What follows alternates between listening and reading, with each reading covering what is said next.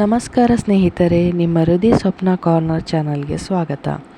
ಇವತ್ತು ನಾವು ಒಂದು ವಿಶೇಷ ಹಸಿರು ಎಲೆ ತರಕಾರಿ ಬಸಳೆ ಸೊಪ್ಪಿನ ಬಗ್ಗೆ ತಿಳಿಯೋಣ. ಇದು ಮಾತ್ರ ರುಚಿಕರವಲ್ಲ, ಆದರೆ ಪೌಷ್ಟಿಕಾಂಶಗಳಿಂದ ತುಂಬಿದೆ.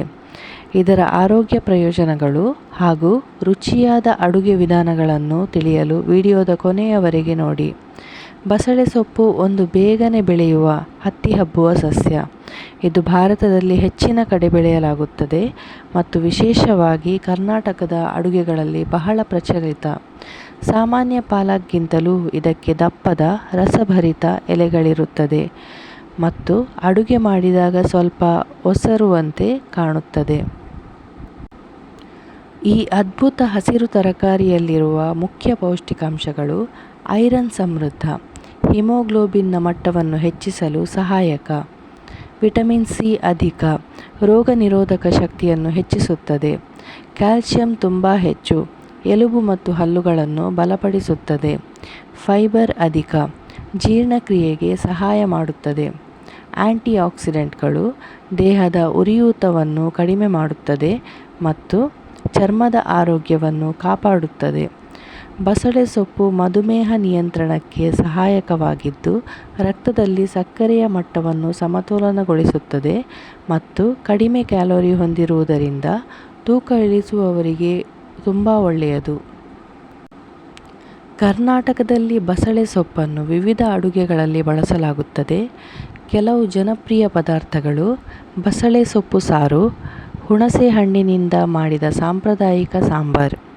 ಬಸಳೆ ಬಜ್ಜಿ, ಸಂಜೆ ತಿಂಡಿಯಾಗಿ ಸವಿಯಲು ಸೊಪ್ಪಾದ ಫ್ರಿಟರ್ಗಳು.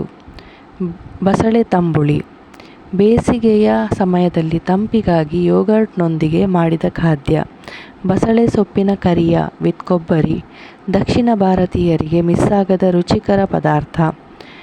ಇದು ನೋಡಿ ಎಷ್ಟೋ ಅಂದವಾಗಿದೆ. ನೀವು ಬಸಳೆ ಸೊಪ್ಪಿನಿಂದ ಯಾವುದಾದರೂ ಅಡುಗೆ ಮಾಡಿದ್ದೀರಾ? ಕಮೆಂಟ್ನಲ್ಲಿ ತಿಳಿಸಿ. ಮನೆಯಲ್ಲೇ ಬಸಳೆ ಸೊಪ್ಪನ್ನು ಬೆಳೆಸುವ ವಿಧಾನ: ಟಬ್ ಮತ್ತು ಮಣ್ಣಿನಲ್ಲಿ ಬೆಳೆದಿರುವ ಬಸಳೆ ಸೊಪ್ಪಿನ ಸಸಿಗಳು. ನೀವು ಮನೆಯಲ್ಲೇ ಬಸಳೆ ಸೊಪ್ಪು ಸುಲಭವಾಗಿ ಬೆಳೆಯಬಹುದು.